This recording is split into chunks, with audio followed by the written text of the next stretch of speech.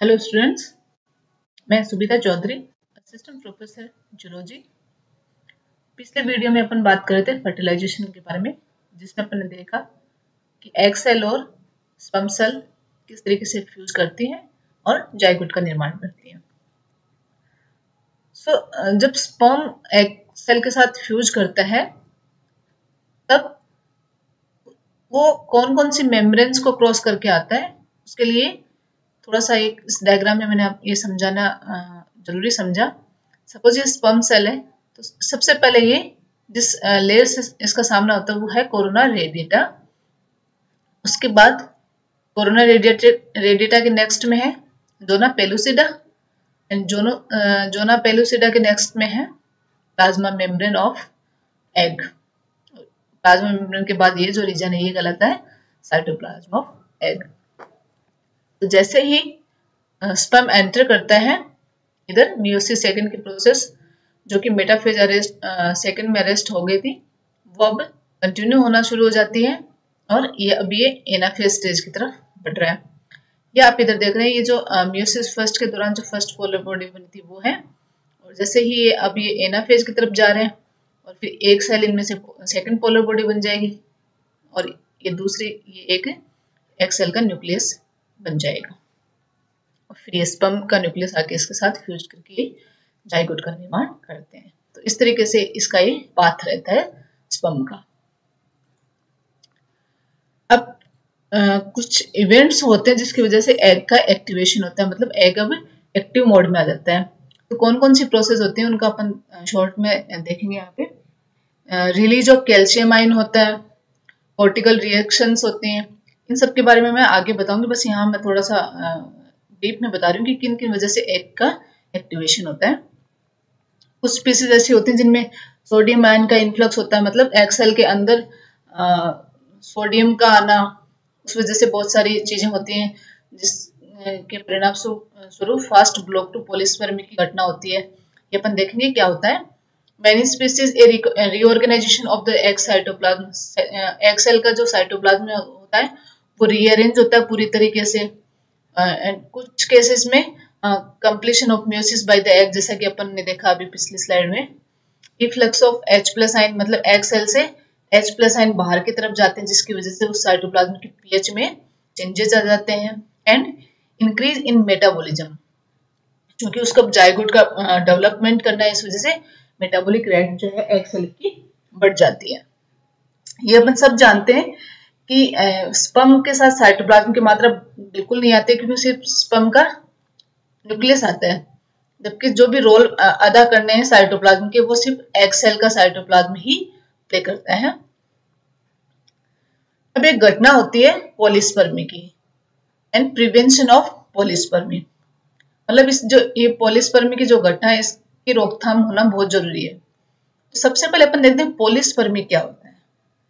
Generally एक egg cell को एक स्पर्म आके फर्टिलाइज करता है, नॉर्मल कंडीशन है, लेकिन जरूरी थोड़ी एक स्पर्म ही आके उसको फर्टिलाइज करे, बहुत सारे स्पर्म आके उसको फर्टिलाइज कर सकते हैं। अगर ऐसी सिचुएशन हो कि बहुत सारे स्पर्म आके उस एक एग सेल को फर्टिलाइज करें, तो ऐसी कंडीशन में क्या होगा, पॉलीप्लॉइडी की कंडीशन आ जाएगी, मतलब नंबर ऑफ क्रोमोसोम्स ज्यादा हो जाएंगे और वो जो जाइगोट बनेगा वो वायबल नहीं बनेगा, मतलब वो अब जिंदा रहने की सिचुएशन में नहीं होगा और उसकी इवेंचुअली डेथ हो जाएगी। ये घटना होती है पॉलीस्पर्मी की। तो इसकी रोकथाम बहुत जरूरी है, क्योंकि अपन नहीं चाहते कि जो भी जाइगोट बन रहा है वो मर जाए, तो इसकी रोकथाम होना बहुत जरूरी है। There are 2 types of block of polyspermy. तो ये पॉलीस्पर्मी की जो घटना है इसको रोकने के 2 तरीके हैं, एक है slow block of polyspermy and एक है फास्ट ब्लॉक ऑफ पॉलीस्पर्मी। जो कि फास्ट ब्लॉक ऑफ पॉलीस्पर्मी है ये पहले होता है और उसके बाद सेकंड ब्लॉक ऑफ पॉलीस्पर्मी होता है, क्योंकि फास्ट ब्लॉक ऑफ पॉलीस्पर्मी जो है ये बहुत थोड़े समय के लिए होता है।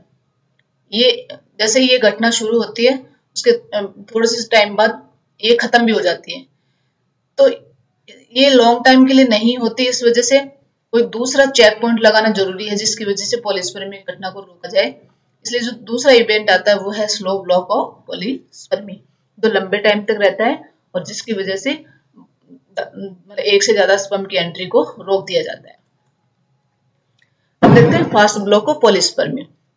The fast block is electrical and is mediated by sodium ion into the egg membrane. Resting potential rises and sperm can no longer fuse with the egg.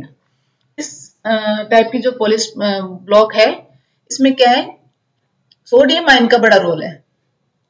क्योंकि एग मेम्ब्रेन एक रेस्टिंग पोटेंशियल में रहती है, वो electric potential change हो जाता है egg membrane के दोनों तरफ, और उस वजह से क्या होगा कि अब एक के बाद दूसरा स्पर्म उस एग सेल के साथ जुड़ नहीं पाता है।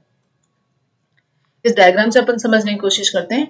ये कोई एग सेल है, ये रेस्टिंग पोटेंशियल कंडीशन में, मतलब अब ये बिफोर फर्टिलाइजेशन की बात मैं बता रही हूँ आपको। यहाँ पे ऐसी कंडीशन में क्या है, बाहर की तरफ पॉजिटिव चार्ज है इसके चारों तरफ, जैसे आप देख रहे हैं प्लस प्लस प्लस, और अंदर की तरफ नेगेटिव चार्ज है।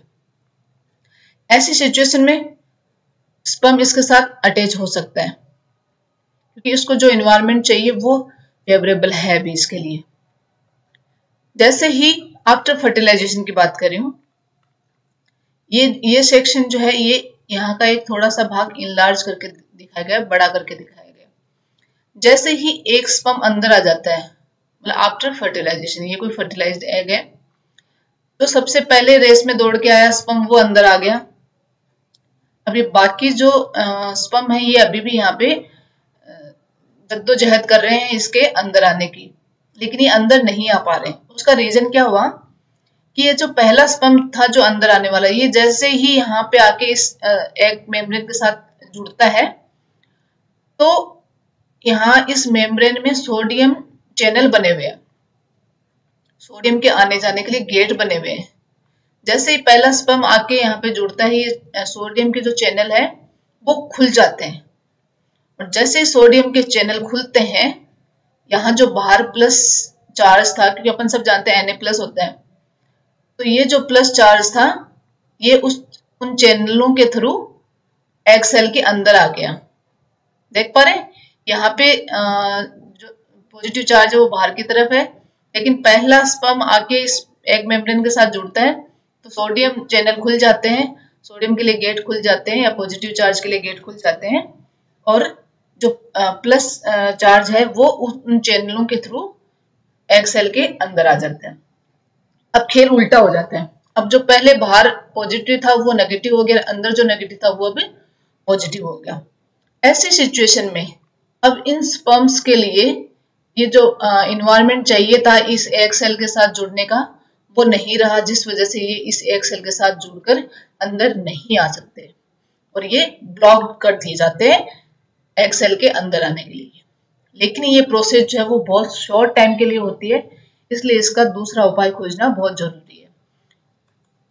दूसरा उपाय है स्लो ब्लॉक ऑफ पॉलीस्पर्मी।